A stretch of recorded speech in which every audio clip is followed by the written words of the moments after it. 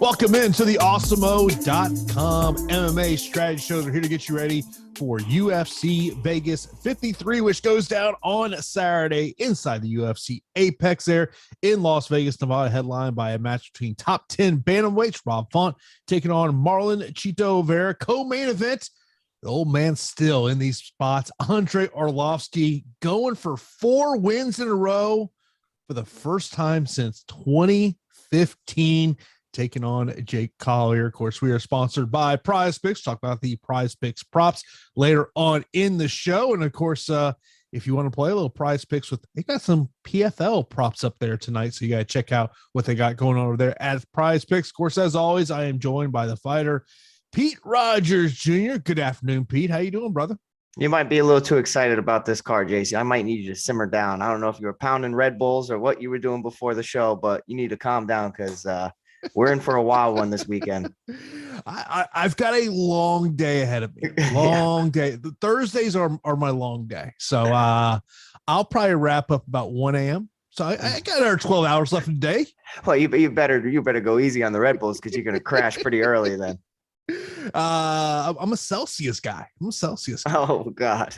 Okay. Yeah. I had one this morning. I'll probably have one a little later on. Might need a little jolt to life. Jeez, boy. Yeah, I mean, I like my Red Bulls, but man, we got to be careful with them nowadays. So, but yeah, I mean, you're going to need something to stay awake for this card. It's it's going to be a GPP card if I've ever seen one, to be honest. And it's one where lineup construction, I think, is going to be extremely pivotal. Getting unique is just as simple as leaving salary on the table. It's not a week where you're going to have to spend all your salary, because literally the only 9,000 option that is like a free square this week is Alexander Romanov. And we touched on it last week. He's going to be the guy that I'm going to probably lock in. I never say lock because crazy things could happen, but I feel the safest about Romanov. Yeah, magically the fight doesn't happen. Yeah, exactly. And magically I get screwed, and so does everybody else. But I think, we're going to have to go to that again. It just seems like it's a no-brainer this week. Yeah, no question about that. Of course, Romanov and Sherman were supposed to take place last week, now taking place here this week. And, want to start off the show before we get into this slate, mention about a question we got over in our Discord chat a little before the show from D2 Raka, and asking lineup state from last weekend, general GPP strategies other than just hoping low-owned guys go off. Like last week, Pete said, usually 8K-ish guy, girl, and optimal. And also goes on to say, what is normal amount of core fires and cash for GPP, or should you not have any core a 20 max GPP, or is it up to your risk tolerance, risk reward tolerance? First off, when we talk about what we saw last week, the crazy thing is I wrote down the top 11 scores over on DraftKings. Macy Barber, the lowest score at 78.6. Every other winner scored at least 91 points.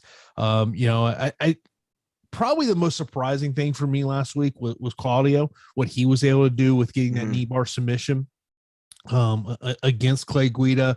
Obviously Mike Jackson, I'm sure the UFC probably hates exactly what happened there, because now they can give Mike Jackson another fight. Yeah. What a mess, man. I mean, the Mike Jackson, the DQ win, making it into optimal lineup, you just knew if you didn't have exposure to easily the worst fighter on the roster and on the slate, that it's just like, okay, well, the people that were just looking at it from a data perspective and seeing where the ownership was and where it wasn't, and just kind of getting aggressive with some of these long shots, they definitely made out last week on a weird week, and you combine that with the Romanov cancellation, man, it was just, it was not a good week. It was just not a good week of DFS unless you played everybody. Yeah, I mean, in terms of, for me, when we're talking about general GPP strategies, I think it first off comes into how many lineups are you playing? Right. Look, if you tell me you're in a big GPP and you're playing a single bullet, I'm going to take more risk than I normally would, just allow myself to get different. Coming up for this week, I think there's many ways to get different, because I think there's a lot of underdogs that have really good shots. There are fighters I will tell you I don't want to get to in GPPs. Andrei Arlovsky is one of them. Even though I like him to win by decision, I just don't think he's going to score well. Krzysztof Jotko, another one of those fighters that in terms of GPPs, I don't think he's going to score well. But to me, it's about, how many lineups you're going to play. If I'm playing in a 150 max, I mean, look, I want to get to everywhere, even if it's someone that I don't think has less than a 10% chance of winning, I'm still going to probably put them in 5% of lineups, just in case something crazy does happen there. I mean, look, we always talk about that 8,200, 8,000 fight is always a fight that you got to look at. Last week we had a situation where in 8,100 on both sides. I think that's one to sit there. For 20 max, I really don't have course in 20 max. I'm trying to, try to differentiate myself as best as possible there. In terms of cash versus GPP, for me, I'm in cash, I'm going with core fighters.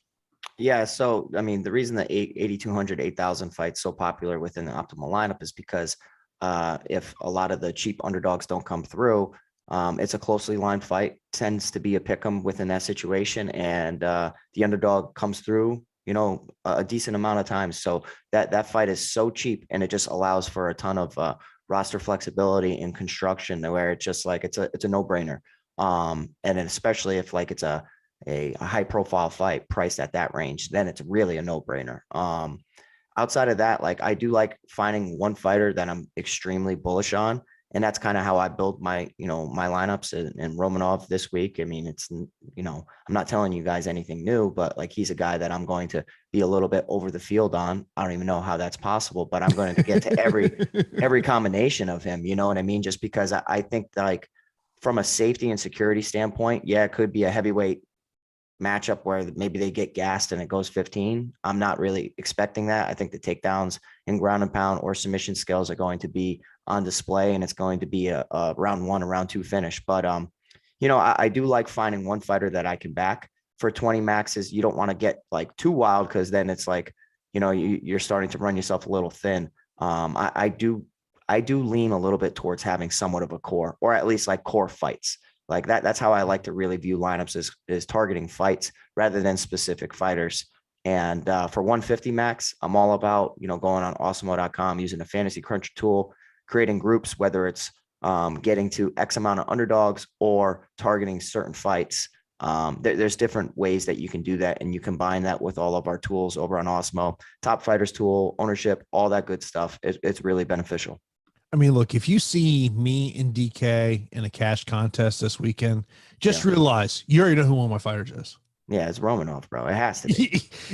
Because this is one of those weeks, because of what salaries are and kind of some of these fights, I can get to a lot of underdogs. So to me, like, I did a hand build about an hour ago, just kind of, seeing what I could get to, and I had $900 left. Yeah. I developed anxiety like an hour ago when I was just trying to create lineups that I felt comfortable about. And it's pretty difficult because there's a lot of fights where I can see them going either way, tons of volatile matchups each week. Like, man, some of these cards, it's crazy what the UFC product is, for these Vegas cards. But this is going to be a very, very tricky one. And I'm going to probably leave a lot of money on the table just in hopes that some of these underdogs come through. Of course, be sure to give us a thumbs up, subscribe to Awesemo right here on YouTube. And of course, if you're not an Awesemo Plus member, you want to get a peek what's behind the paywall. Today's free premium data and tools are NBA player projections, NHL ownership projections, and MLB main slate ownership projections. So be sure to check out that if you're not a member of Awesemo Plus. But Pete, let's get right into this fight card main event, top 10 bantamweights. We've got Rob Font taking on Marlon Chito Vera. And we look at the DraftKings salaries for this one: $8,300 for Rob Font, $7,900 for Marlon Vera. I do like Rob Font to win this matchup, but I will say this. I think that the fact of a 5-round fight, I think, is very beneficial to Marlon Vera. I mean, look, he's a guy that is notoriously a slow starter. Just look at his last fight against Frankie Edgar. Got off to a slow start in that one. One of the things that I mentioned over on Odd Shopper that I think potentially I do wonder, could the New England Cartel emphasize takedowns in this one to rack up points, and get this one to the ground? I like Rob Font. I mean, look, I think I believe the power advantage is on the Chito Vera side of this one, but I do think the better striker is Rob Font.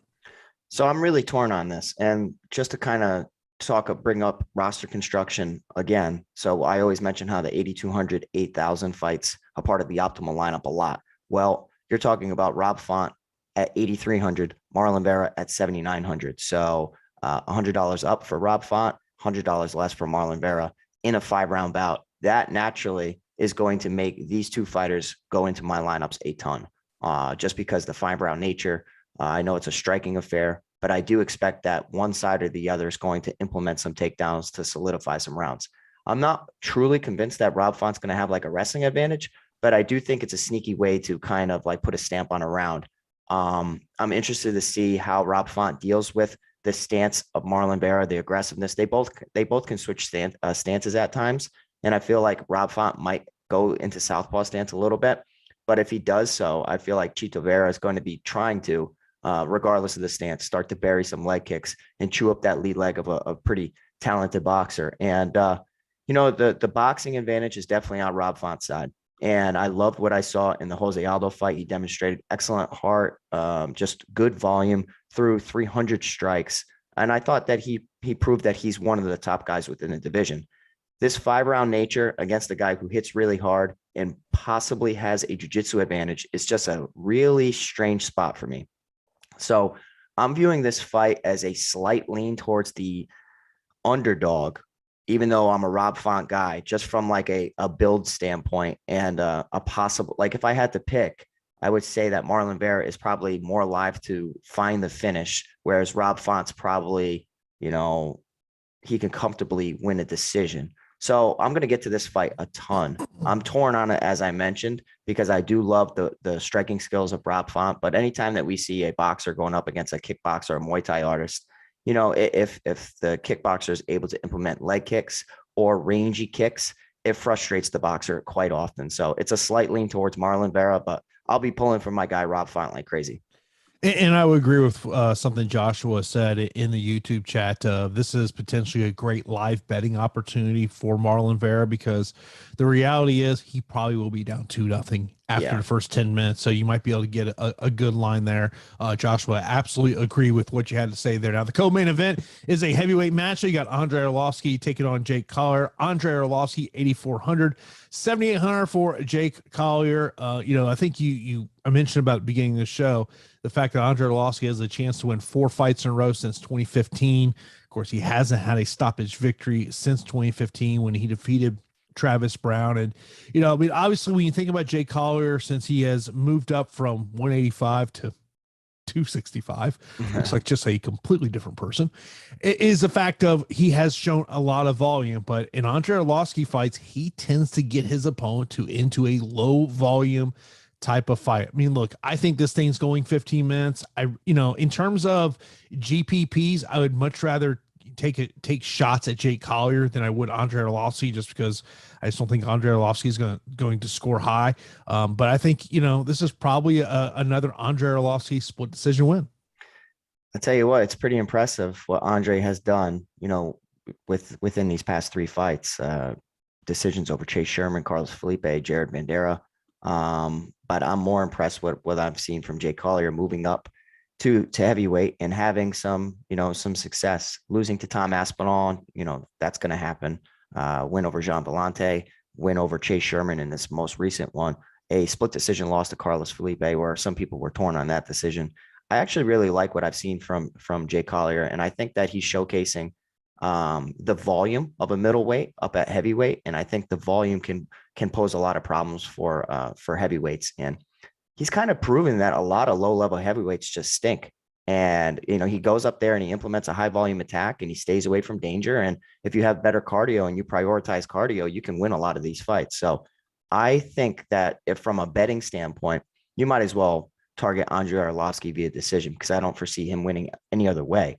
But I am leaning towards the underdog, and I do think that Jake Collier's variety of attacks. Andre can throw leg kicks. I think Jake Collier can mix it up even better. And I think that he can out-volume Arlovski. So I'm not convinced that he's going to take Arlovski down or do anything similar to how he did against Chase Sherman. Yeah, he could, but I'm not convinced that happens. I do think that Jake Collier is an interesting spot here at 7,800.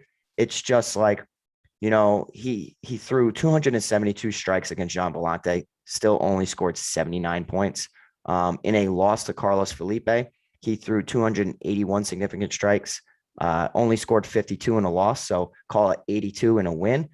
It's just limited upside for this fight, but I am picking Jake Collier to win the bout.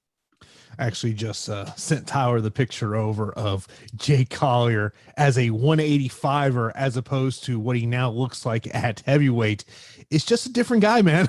It's a different guy. And the problem with a lot of people going from middleweight to heavyweight a lot of times is the height. And he can make it work at heavyweight, as he has shown. Whereas some fighters are just completely undersized. He's matchup specific, but I do think that Jake Collier is an interesting spot and kind of a rising name. And I think that he's going to pick up another win here.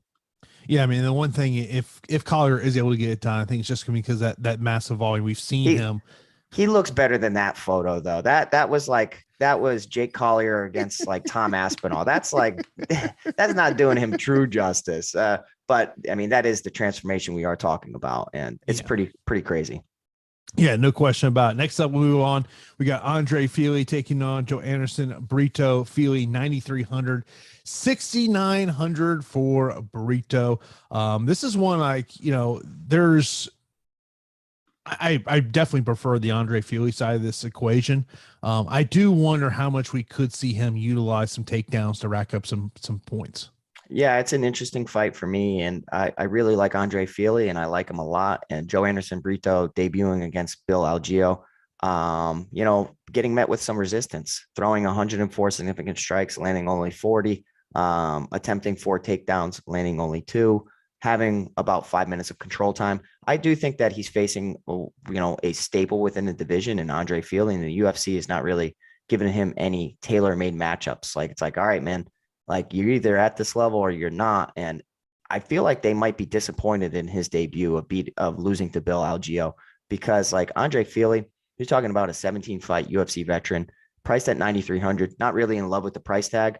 I do think that he has susceptibility of getting taken down for sure, but I love his striking. I like, just his whole skill set. He's shown me more inside the octagon against proven, tested fighters. He has great coaching staff surrounding him. I think that the odds are slightly wide, because like minus 250 and then, plus almost 200 to Joe Anderson Brito, who is everybody's darling within his debut. This could be a situation where recency bias is taking everybody off of Joe Anderson Brito, and he can land one of these wild hooks and just completely, change the fight. But I'm expecting Andre Fili to just put on like a strong performance here, on the outside, outstriking him, implementing takedowns if he needs to. Just be careful of running into a guillotine. Did not like that for Lando Venata against Charles Jourdain. What the hell was that? But Andre Fili, in my eyes, should get it done. I just don't like the price tag 9,300. I'd rather find $300 and go up to Romanov. And this is a week where like I feel like a lot of underdogs might come through. I don't know if I want to take Romanov and Fili. It'll be an interesting build if you do that. You definitely will have salary to do it, but I'm not expecting like this crazy, DFS production from Fili, because in a split decision over Jourdain, 77, first round KO over Shayman Moraes, 107. He's just not like a prolific DFS player. Yeah, I mean, I don't know. I mean, look, it's obviously Romanov is a core play for me. I think there may be another 9,000 option I'd rather get to because of potential ceiling over Andre Fili. We'll talk about that fighter here in a little bit. Of course, when you want to get access to all the great Awesemo tools and data we have over at Awesemo.com, you got to sign up for an Awesemo Plus weekly pass. You can get that for $29.95. Gives you access to everything we have over at Awesemo.com, including ownership projections and so much more. And of course, if you just want an Awesemo Plus MMA package, those start as low as $2.95 weekly. Stop guessing, start winning. Join Awesemo Plus today. Of course, we're talking about our MMA product. That top fighter tool is the thing that I'm constantly looking at ownership and looking at some other things that is highly recommended. Check out that spreadsheet we have over there at Awesemo.com when you are a Awesemo Plus member. Move on to the next matchup. We have got Jared Gordon taking on Grant Dawson. 8,700, 7,500 for Jared Gordon. And when we talk about the underdogs that I will be targeting in GPPs, Jared Gordon is one of those guys. Of course, this will be the first fight that Grant Dawson has since he moved down to South Florida, now training at American Top Team there in Coconut Creek. The one thing, it'll be interesting if, he's been there for, I want to say probably about 2 months at this point. Is kind of, the one thing we have seen from Grant is the gas tank wearing down in the third round, just because of just the pace and the grappling that he uses in the first and second round. Jared Gordon, to me, I think that he wins round 3. If you're looking from the betting side, it is something that intrigues me here. Look, I like Jared Gordon in this spot. I think it's a good opportunity for him. And, but for Grant Dawson, I mean, look, clearly he could rack up some points with takedowns. Yeah, so I'll be getting to this fight, and getting to both sides makes a ton of sense. Obviously, I'll be rooting for my boy Jared Gordon. I think that this is a difficult matchup for both fighters. You have a lot of X factors going into this fight with Grant Dawson with a new camp. Does that result in a positive performance or a negative performance, especially when your former coach is going to be at the same venue? You're going to be talking about Grant Dawson being met with some resistance in the takedown department. I think that he can get takedowns against Jared Gordon. It's just a matter of, can he control him, and can he implement some ground and pound or look to submit him? I think that, what Grant Dawson should do is look to implement strong ground and pound and just maintain strong positions, because, we've seen Jared get hit with big shots, hurt in the past, primarily on the feet. But, if somebody's hurt on the feet and you get them in a bad position on the ground, you can test that chin on the ground as well. So I feel like the odds are, A little wide in the Dawson side, just because like even at lightweight in comparison to featherweight, his cardio hasn't looked any better. His cardio still looks bad. When he's met with resistance, you can see like his opponent somewhat taking over as the fight goes on. Jared Gordon keeps coming forward. He throws volume. He'll get takedowns if he needs to as well. And I would say he has the better fight IQ than Grant Dawson.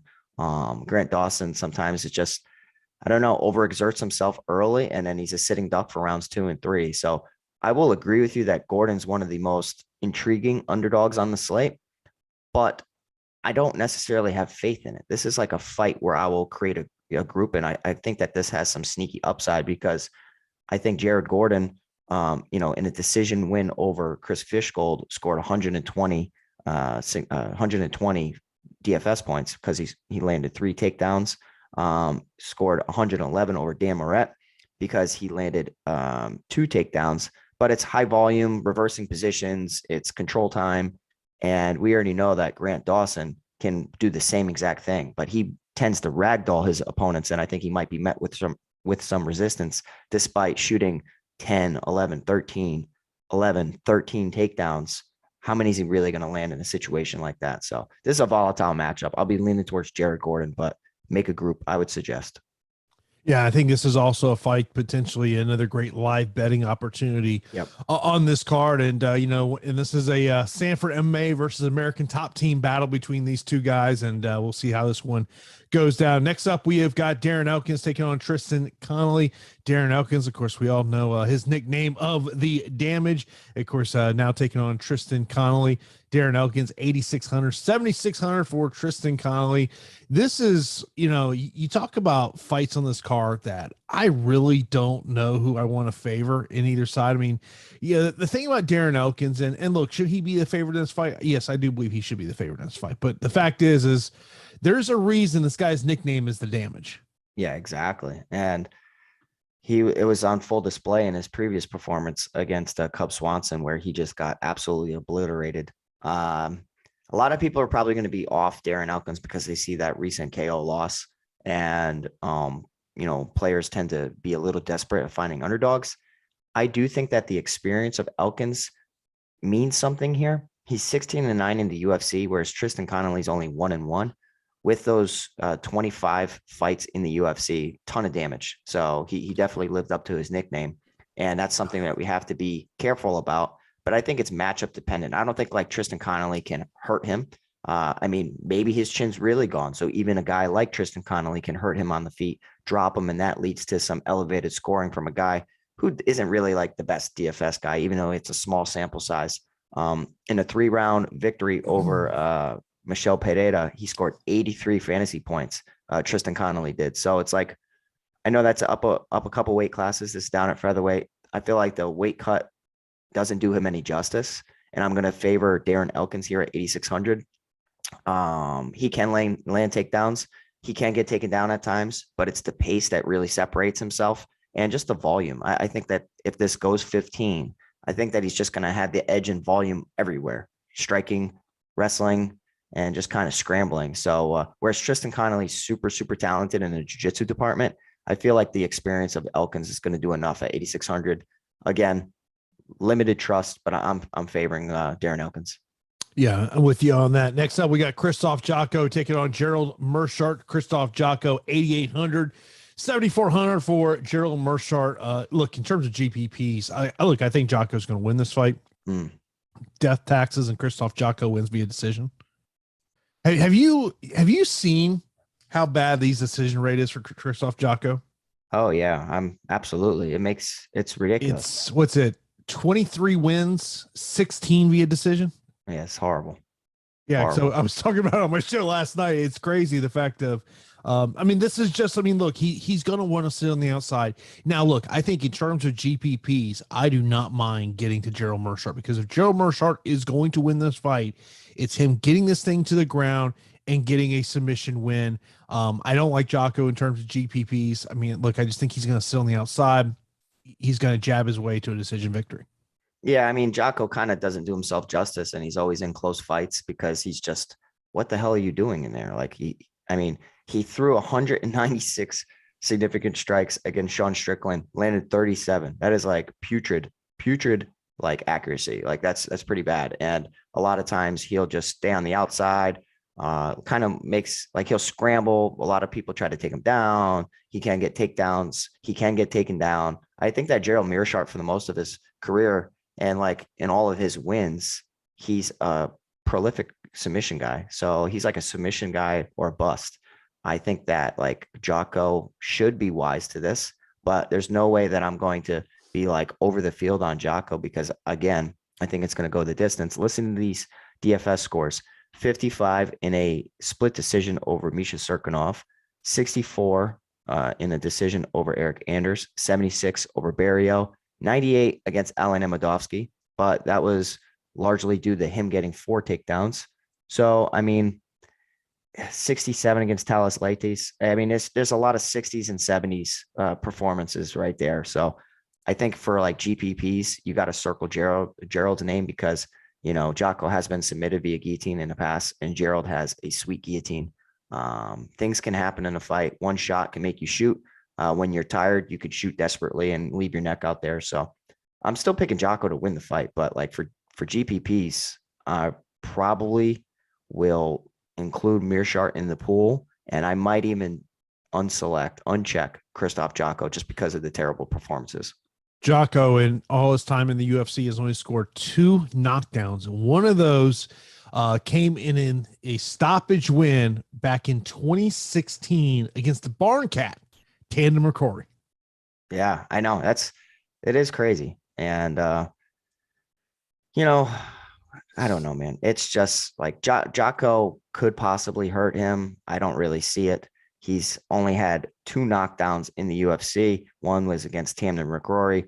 Another one was against Uriah Hall, oddly enough. So I foresee just a boring decision from Jocko, but anything could happen. Yeah, definitely do not mind getting Gerald Meerschaert in terms of GPPs. Of course, this is the Awesemo.com MMA strategy show. We're getting you ready for UFC Vegas 53, which goes down on Saturday. Of course, me and Pee will be back here on Saturday for Live Before Lock. Of course, we are sponsored by PrizePicks. Get 1 free month of Also Plus Platinum when you sign up, deposit, and play over at PrizePicks. Of course, be sure to use that promo code Awesemo for instant first match deposit of up to $100. I mentioned if you're watching us here live or on the podcast channels on Thursday, they do have PFL props over there, so you can check out the props they have for tonight's PFL show. But looking at the UFC props we have on Saturday, Pete, there's 2 that really kind of stuck out to me. One is on the fight time.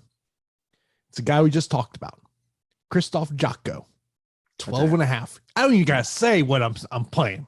Yeah, I'm saying more. I'm saying over on that. Yeah, you just take the over. You just take the over on that one. And the other one that I was looking at was over on the significant strikes. Andre Feely, 53.5. I like the over there. Yeah, me too, because I feel like Brito's pressure might bring out more, unless this is like a super heavy wrestling attack from Feely. I foresee more strikes than that, and could be a lot of jabs, but I think he could jab his way to victory.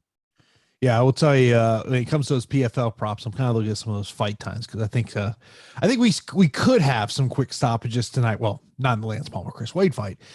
That thing's right. 15 minutes. Absolutely, that's right. I'm definitely smashing the over 2.5 in that Palmer Wade. Can't wait to see the PFL card though. Honestly, like I'm really interested, and I think that there are some nice little parlays you could put together. I wish that DraftKings would release those double chance where I could like target specific winning methods of both fighters instead of just targeting one. They do it for the UFC cards where it's like wins via KO or decision. Like I like doing that because I feel like it really narrows down your chances of winning. I would tell you one of the props for tonight's PFL show that sticks out to me is the under 8.5 fight minutes on Shimon Moraes versus Boston Salmon. I don't know if you can really trust either one of those guys to weather a storm that could potentially be coming in that one. Of course, be sure to check out PrizePicks. Of course, get 1 free month of Also Plus Platinum when you sign up, deposit, and play over at PrizePicks. You get an email within 24 to 48 hours on how you can redeem your free month of Awesemo Plus Platinum. Now let's move on to a heavyweight match. We talked about this matchup last week. I don't think there's really too much to talk more about this, but Romanov and Sherman. Of course, Romanov, a 20-1 betting favorite in this one. He's 9,600 on DraftKings, 6,600 for Chase Sherman. I mean, look, this has got smash spot written all over it. Now, the one thing we did get to see that we didn't get a chance to talk about last week was the fact of Romanov shedding 20 pounds, and which kind of makes you think of, because when we're talking about, the potential negative side of Romanov, the thought is, because we saw it in the Espino fight, is how the cardio. But man, you lose 20 pounds, that makes me think of that really has been the core philosophy in his training is we got to shore up this cardio. Yeah. I mean, I feel like the upside for Romanov, I think that there's potential there, but I do think that he can be figured out. I think that, the Juan Espino fight showed a lot and showed his limitations, as well as where, like, if he's paired up against another talented wrestler or grappler, he might actually struggle because, he's not accustomed to being, meeting resistance. And I think that's where somebody that's a better striker would have a field day, like a Tom Aspinall. If they book that fight, I think Tom Aspinall destroys Romanov. I don't think Chase Sherman's that guy. I really don't. I understand that if you go through all his fights and you check out any time that he fought a wrestler and see how many times he actually defended takedowns, he defended 7 takedowns against Parker Porter. So that's a good number. 1 takedown against Justin Willis, 5 takedowns against Damian Grabowski, 1 takedown against Walt Harris. But I think Romanov's upper body style, lots of trip takedowns, lots of sagging takedowns as well. I think that Romanov will get him down early, as long as he's not. I want to test my striking. I want to, show people that I improved on my striking. That's the one thing that we never know going into a fight is, like, the game plan of fighters and what their coaching staff want them to try within the cage. You're used to going out there and getting quick finishes, but maybe the coaching staff, and this seems silly, but I'll tell you what, you want your guys to get experience, especially if you think they're in a favorable matchup. You may say, hey, we're going to, test this out in round 1. And then as the fight goes on, that's when you can go to the well. That's my only fear with Romanov at 9,600. But for me, he looks like a free square. I think he's going to get Sherman out of there. And he's going to be my darling this week again, whereas hopefully maybe people are a little upset. I mean, I'm upset that happened last week, but I'm going to hope that he comes in with lower ownership. I don't suspect it, because at 9,600 with minus 2,000 odds, it's kind of ridiculous. Look, stylistically, this is an awful fight for Chase Sherman. Yeah. Now, the one thing I do believe you'll see from Chase is leg kicks, attacking those legs. I mean, unless you have something, crazy, like what we saw last week with Dean Barry and Mike Jackson, it's a smash spot for me. It's a smash spot for me when it comes to Romanov. He's a core cash play for me, and I'll be over the field. Look, in a 20 max, I'm probably locking in Romanov in every lineup. Yeah, I'm probably doing that regardless. I don't know. And he may not necessarily come with the best. He comes with the safest 100 points on the slate, but like sometimes winning too quickly is a bad thing within MMA DFS, and that could very, very much happen. It could be like a 105 or 110, and maybe some other fighters really bust through. But I would much rather bank on safe outcomes than just like targeting upside all the time. So I'll take my shots and hope that, maybe Sherman can go back to his feet a couple times, training down at Sanford, and then that could lead to more Romanov points. Yeah, I mean, I think you bring up a great point of, if you're, the Romanov corner, maybe they sit there and say, hey, let's work on some things. And, maybe that leads to more points. So maybe it doesn't. Look, but the thing is if you tell me he gets Chase Sherman down in the first round, I don't think Chase Sherman survived in the first round. Yeah, I mean, well, honestly, Roque Martinez survived round 1. Jared Vanderaa survived round 1. It's not impossible, but I just don't think that Sherman has the ground skills to necessarily compete. And maybe, I mean, as long as it ends in the first 2 rounds, I'm fine with it, because I foresee takedowns, ground and pound, control time, and, just back in the day with advances. Oh man, we would love it. So, it's a Romanov play for me. Yeah, I was just kind of looking at some of the various prop bets on Romanov here. Yeah. Maybe you look at that if you think Sherman can survive round 1. Romanov wins round 2 plus 475. Yeah, I actually got Romanov. I bet Romanov round 2 against Jared Vanderaa, and I was I was so happy with that. And so certain fighters can be tough enough to withstand that barrage. It's always interesting and worth a sprinkle, just like, because I feel like players and everybody, we always expect it to be a quick finish. And sometimes things get stretched out. 5 minutes is, if you win in round one, it's very, very impressive. But you know, Sherman's not going the distance. I'll be heavily surprised. Yeah. Yeah. Samuel, appreciate you in the super chat. And he brings up the fact of, will Romanov get the minute bonus? That's live. I mean, it's clearly live, but you know, they very well could be trying things about, but I just like, to me is, if you tell me Romanov scores a takedown within 25 seconds, this fight's starting, it wouldn't surprise me if he gets that minute bonus. Yeah. I can see like minute 5 seconds, and it's like, oh, couldn't have You're done just that. Like, son of a. Yeah, exactly. Couldn't have done that a little sooner. Yeah, it was like I was listening to somebody talking about. They said, "Hey, I just want to send a huge thank you to Mike Beltran, as they had a live bet on Liz Carmouche." I did too. Actually, I didn't put a live bet. I bet her before, because I thought that, you know, she could possibly just win the striking exchanges and be the better wrestler. So I lucked out with that win. It was a strange stoppage, but I mean, for anytime you're in that position, we saw Kimbo slice and, you know, get finished in that position, that crucifix position. It doesn't take much. Unanswered strikes from a helpless position is just, but it's a title fight, which kind of sucked.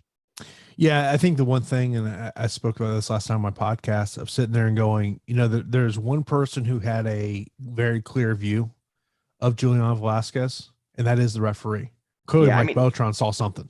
I saw she went stiff for a quick second, and her eyes kind of had that glazed look.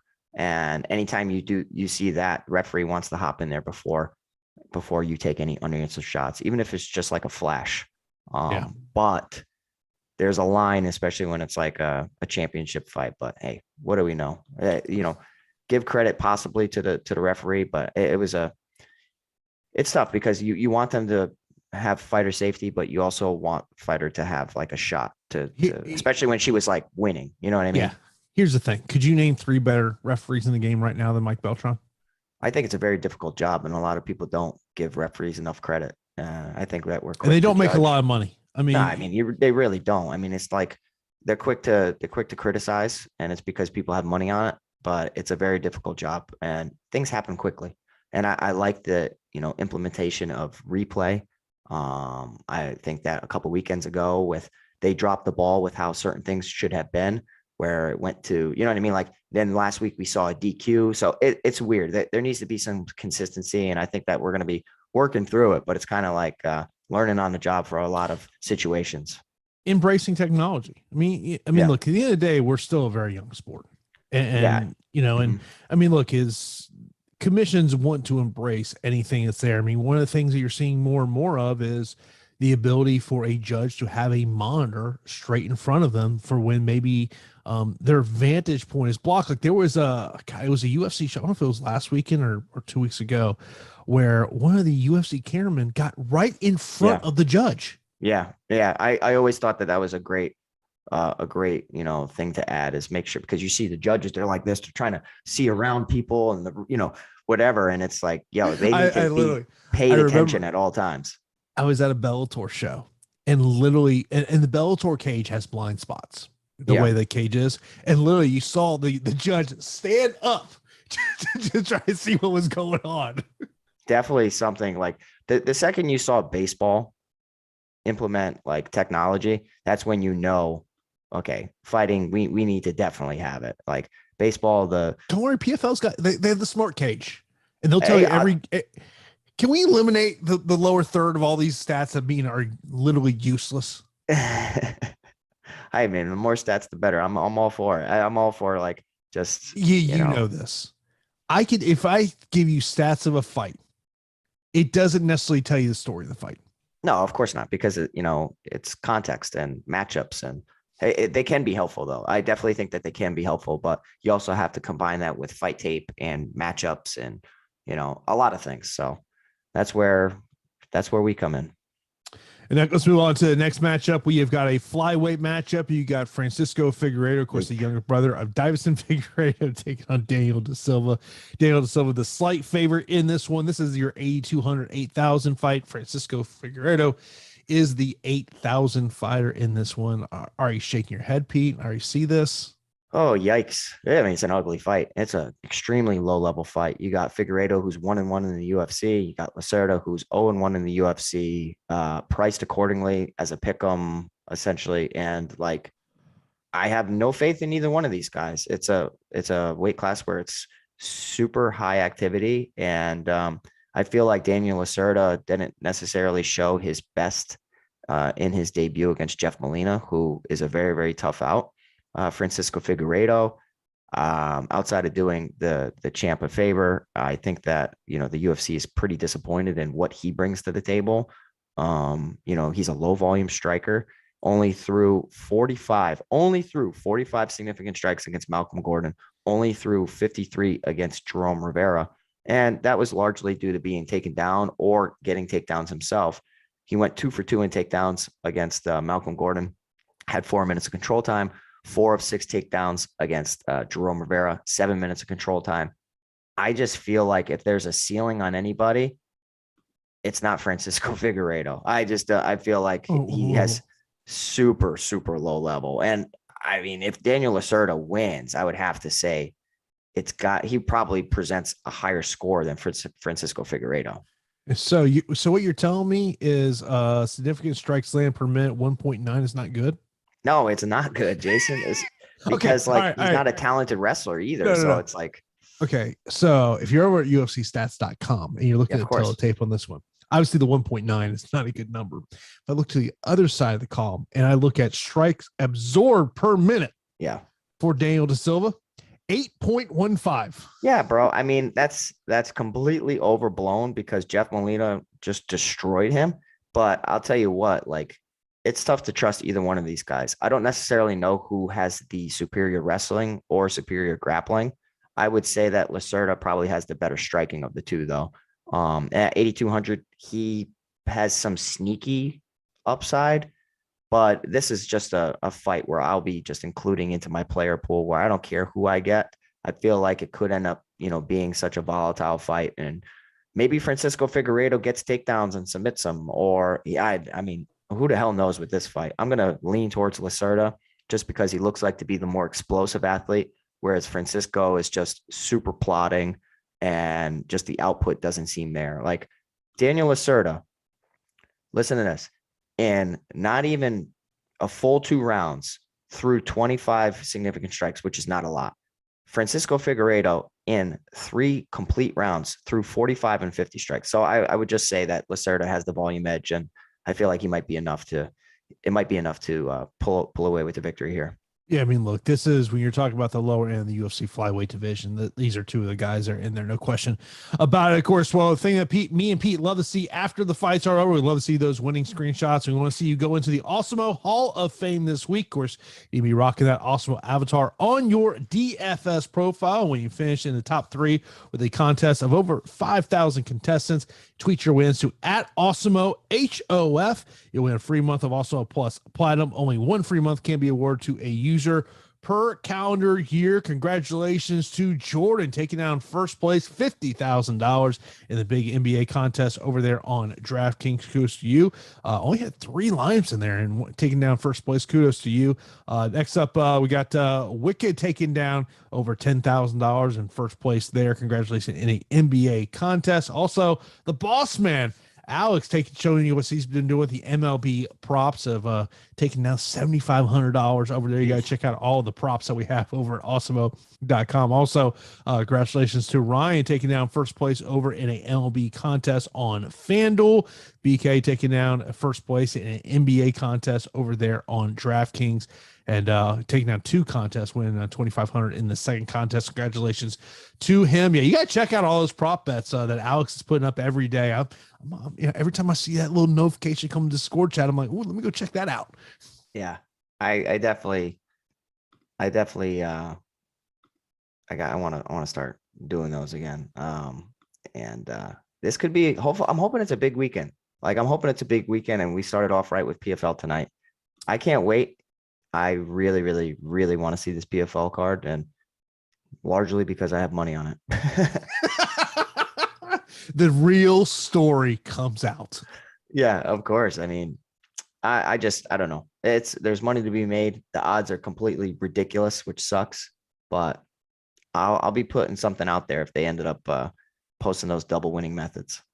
Yeah, it's one of those things with the PFL. Sometimes it can be chalk city. It's kind of like a Bellator main card. Bellator main cards are pretty chalk city. Yeah, for the most part. I mean, last week was a little. I'll tell you what, I felt bad because one of my boys, one of my best friends, he's my wrestling coach, TJ Hepburn, fantastic former D2 champ. His college teammate and one of his best friends is Rafion Stotts, and I bet against Stotts. So I actually did, because I thought that his opponent might just have the edge in the striking, and I did not foresee that happening. It was a small bet, but then I hit up my boy, and he was like, "Yo," so it's kind of cool. But I felt bad betting against my buddy's boy. Anyone who's listened to me for a while, no, I've been driving the Danny Sabatello bus train. The bandwagon's getting full, baby. I don't know if I got any more seats available on the bus. We've been saying it for a long time. I'm telling you, like, and now everybody's like, "Oh, that's the breakout performance." Like, bro, we've said this. Seen this one coming. Yeah, exactly. And let's just say, put a microphone in front of him. He's electric. He knows what to say to get people excited. Yeah, dude, I like the kid. I do like the kid. Yeah, he was actually, from a UFC angle, he was actually one of the people that helped Jorge Masvidal try to get ready for Colby Covington because of his wrestling abilities there. Let's move on. Next up, we got a match between Gabe Green and Johan Lanez. Lanez, a slight betting underdog in this one in terms of the DraftKings salaries on this one. Gabe Green, 8,500. Lanez, 7,700. What you take, Pete? I think that if Gabe Green tends to strike with Johan Lanez, he might get knocked out, truthfully, because I think that Johan, if he has any skill, it's that he has like ridiculous power. And when he touches people, they just completely fold. Gabe Green should look to go to the well in the takedown department. He only attempted and landed both 2 takedowns against Phil Rowe. I do think that that's probably his best path to victory here. I really like Gabe Green, and I've liked him for a while. I just feel like this guy, Johan Lanez, and this matchup in general I feel like somebody's going to get finished. So I'm going to target this fight because I feel like it's just a violent fight. I'm actually going to lean towards Johan Lanez. I think that he has more upside in the knockout than Gabe Green does. Gabe Green not necessarily being able to get Phil Rowe out of there, who I don't think is a good grappler, kind of shows me some limitations. So I'm going to pick Johan Lanez at 7,700. Yeah, I like Johan in the spot as well. We mentioned about throughout this card, there's just underdogs that we can target, and he's one of those guys that will be in my underdog pool. Next up, we got Natan Levy taking on Mike Breeden. Mike Breeden, 7,200, 9,000 for Natan Levy. I mentioned about earlier on the show, there are some fighters on this card that are the 9,000 range. I would maybe like to get to more than, say, Andre Feely. Natan Levy is one of those guys. Yeah, I mean, it's kind of crazy that, like, outside of Romanov, and you have to like avoid some of these tricky matchups. I feel like Natan Levy's in an extremely winnable fight here against Mike Breeden. I don't necessarily think that Mike Breeden is all that bad, but I think that Natan Levy's just better in every area. Not a striking finisher, despite having some really tricky kicks and good striking, like really, really good striking. But he likes to go to the well with his takedowns, and debuting against Rafa Garcia. This is a guy who scored 37 points in a loss, attempted 7 takedowns against Rafa Garcia, landed 3 of them. I think that he can put together a very strong performance here against Mike Breeden. So one of my more confident plays on the slate, I'm picking Natan Levy. Shocks me that Natan Levy, relative newcomer, is one of my most confident plays on the slate, but it really is given the landscape of this one. Of course, I appreciate everyone tuning in to the Awesemo.com MMA strategy show. Of course, be sure to smash that thumbs up button. If you're not subscribed to Awesemo, be sure to subscribe to the channel. Hit that notification bell so you know when a new show is live on the channel. Of course, coming up later on today at 5 o'clock Eastern time, we got NBA Deeper Dive to get you ready for tonight's NBA playoff action. Let's move on to the next matchup. Gina Mazzani taking on Shayna Young. Gina Mazzani, 8,900. Shayna Young, 7,300 now. Of course, Shayna Young dropping down to 125 pounds. I mean, look, this is, you talk about the bottom end of the 125-pound division. It's here.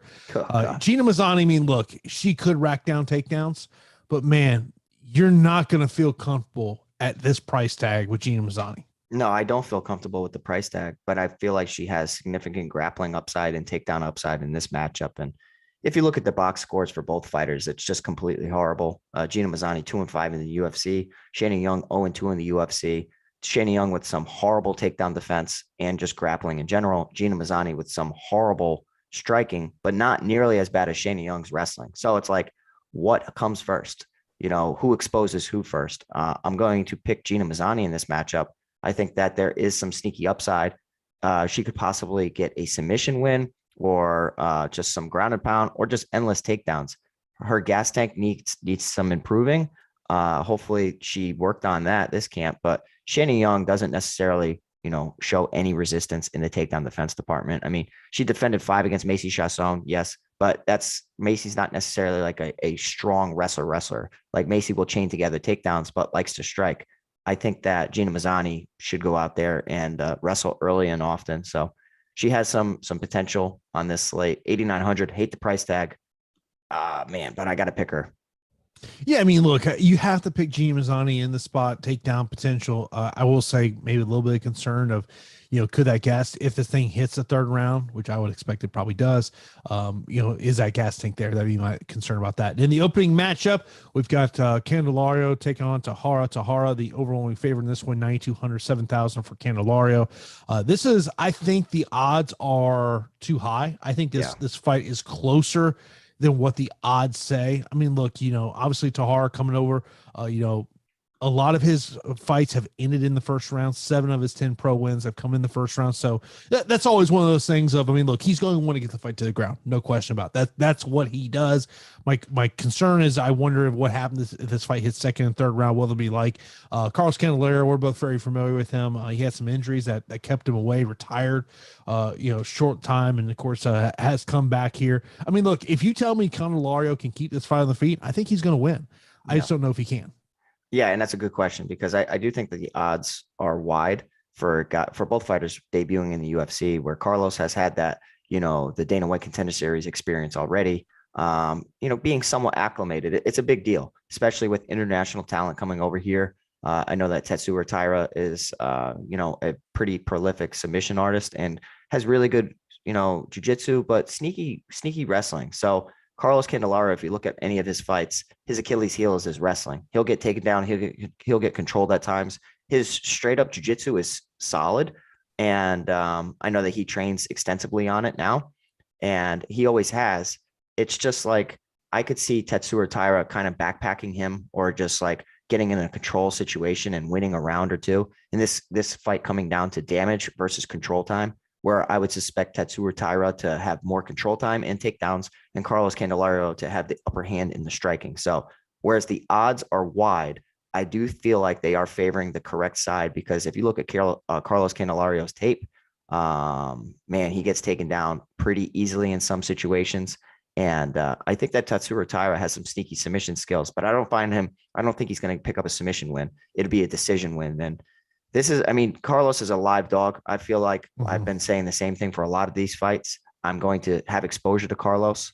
I do think that there is takedown upside in Tetsuya Taira, though. Of course, let's get into our straight up picks, non-DFS related, before we get into Sam's super chat. Main event, I will go Rob Font. Oh, man. Non-DFS related, I'm going to go Rob Font. Just rooting for him. I will take Arlovsky over Collier. Yeah, Collier for me. Feely over Brito. Feely. I would go my first underdog, Jared Gordon. Yeah, I'm going to root for my buddy again, Jared Gordon. Darren Elkins, Tristan Connolly. I'll go with my second underdog in Tristan Connolly. Okay, I'm going to go Elkins. I will take Jocko over Mearshart. Jocko. Obviously, we'll take Romanov. Romanov. I don't even have to ask you that question. Silva and Figueiredo. Give me Figueiredo. All right, I'll go Silva. I will go with another underdog. So this will be my fourth underdog here on my straight up picks. I'll go Johan. Yeah, I'm going Johan. And then I will take Natan Levy against Breeden. Natan. I will take Gina Mazzani against Shane Young. Gina Mazzani. And I will go Taharia against Candelario. Ugh. I will go Tatsuro as well. Sam, of course, as always, man, I appreciate you there in the super chat. So his usual questions here: top 2 cash, GPPs, and underdogs. Look, when it comes to top 2 GPPs and cash, well, I already know who my one is. One is clearly Alexander Romanov. Man, if I was going to label a number 2 in terms of cash, I probably would say Rob Font. In terms of GPPs,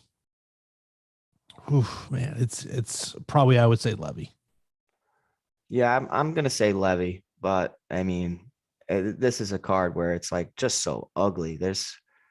I think just like saying Romanov and then the main event makes a ton of sense. You know what I mean? Like it's a safe salary and it's 5 rounds. You know, in terms of underdogs, if we're just talking from a GPP perspective, I think there's multiple fires you can look at. Marlon Vera, I think in terms of the cash underdogs is someone to consider. Yeah. But in terms of GPPs, a guy like Jake Collier could rack up a ton of volume, score some points.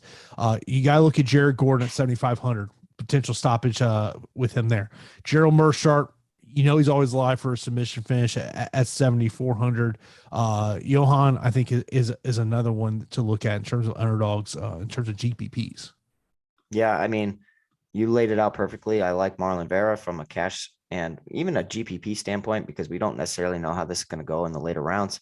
Jake Collier, if I have to say like most confident underdog to come through, it'd probably be Jake Collier, winning decision, not necessarily scoring all that well. Johan has that crazy KO upside to him. So I think that he's extremely interesting. Outside of that, it's kind of like sprinkles for me. Favorite inside distance obviously is Romanov. Yeah, Romanov. Top leverage plays. I mean, look, I think, you know, look, there's certain fighters I just don't think will win by finish. Like Jocko's one of them. I don't see Arlovsky being one of them. You know, I mean, look, you know, Shane Young could be a leverage play. I really don't want to get there. Yeah. I would probably say that Joe Anderson Brito is one of the best leverage plays on the slate because he has actual skills within this range, whereas a lot of these fighters down at the bottom are just terrible fighters. I don't necessarily like the matchup for him, but if the ownership that I'm seeing is coming through, like Joe Anderson Brito is a strong leverage play. Yeah, in terms of you know, favorite darts, I mean, look, Gordon at 7,500 is someone to stick to. If you want to go a little bit lower than 7,300, I would probably throw some darts at Candelario. Yeah, that makes sense. I mean, it's a good one. He's definitely live and he has really, really good hands for the division. Some sneaky pop, and if this stays standing, you would like to say that he has the edge there. Over under. I like your number, Sam, of 5.5. I will go under. I'm gonna go over. Yeah. Joshua said, did Pete shave his head? I don't think so. No, I didn't. Not yet. Not yet. Whoa. Not yet? I don't know, bro. I mean, it's the summer's coming. It's annoying. Like I might have had a phone call yesterday with someone who lives close to you. Apparently it's still a little cold in Connecticut. Depends on the day. Today's nice. Yesterday felt like winter. It's so weird. So yeah. It's nice and bright. Shut up, Jason. Nobody wants to hear how nice Florida is. We already know it's automatically nice. All right. 86 degrees, bro. Yeah. Just saying. I'm sure Tyler was like, yeah, it's probably 90 here in Texas. Yeah. Josh says Pete's going to be going to take down city beard and shave head. Yeah, man. You know, that's what you do. You grow out your beard, you shave your head, and it increases your wrestling. So that's my goal. Are you trying to make 146 again? I might, honestly. I honestly might. I was actually debating about it. I swear to God, Jason, I was really debating about it. I'm kind of lean right now. I feel like I could. We might need to do a group FaceTime call with that one though. Yeah. Might have to include someone close to you saying, "Are you really going to let him try to cut to 146?" I don't care what she says. I'm going to do it. Oh, wow. You better hope she doesn't see that. Yeah. I was honestly thinking about it, Jason. I don't know. Jason, it's I feel really good at 55 though. It's a little warm for me right now with the Florida weather at 86. It's a nice 78 here in Texas. So, that's more my cup of tea. A little cooler, not as sweaty. There you go. Yeah. It's bro, you ain't cutting 146 again. Come on. Right now, I think I got to be careful because if people listen to this show, they might not let me go to 46, but I don't think they listen to this show. But I'm in the 70s right now. So I think 46 would be fine. I don't know, though. This coming from the guy who said I would never see 46 on the scale again. Well, this guy might. I've been working, bro. I've been working. And yeah, the last 10 suck. Yeah. More like the last 5. Oh, the last five is like depths of hell. Like it goes from sucking to depths of hell. So what you're saying is when we get the Pete the Heat return, we just have an Awesemo camera following you around for this weight cut. Is that what you're saying? I say that when I finally get back in the cage, and I know that everybody's been like, when the hell's that happen? It's been tough. I think that we need to do something for all our listeners. Like you guys got to come out and you guys got to, come see the fight or come meet up with us, or I don't know. We'll figure something out. Maybe we'll like coordinate a big Awesemo day or something. That would be fun. Just saying, there's a certain month of year, a lot of MMA in the Northeast. Yeah, I know. It's probably not happening. I saw another event guy announced. Really? Yeah, June 17th. Oh, see, yeah, I know who it is. Yeah. Yeah, that's gonna be a busy like 10 days in New England MMA. Yeah, everybody does it around the same time because they're hustling to get it in before the 4th of July. Yeah, 4th of July is right around the corner. But that is gonna do it for this edition of the Awesemo.com MMA Strategy Show. Appreciate everyone taking time out of their day to watch or listen to this show. Of course, we'll be back on Saturday for live beat 4 lock. Have a good day, everybody.